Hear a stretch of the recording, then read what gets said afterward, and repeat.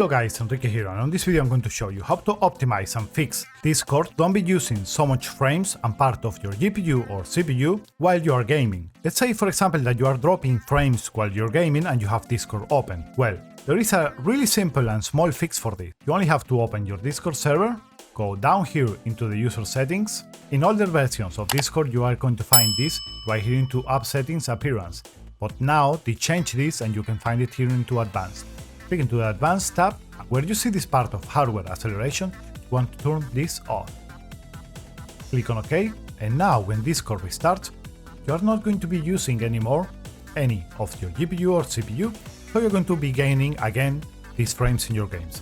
And that is pretty much it. I hope you guys have enjoyed this quick fix tutorial video. If you have any problems, any suggestions, or anything else you want to talk about, write it on the comments down below. I will try to answer you all.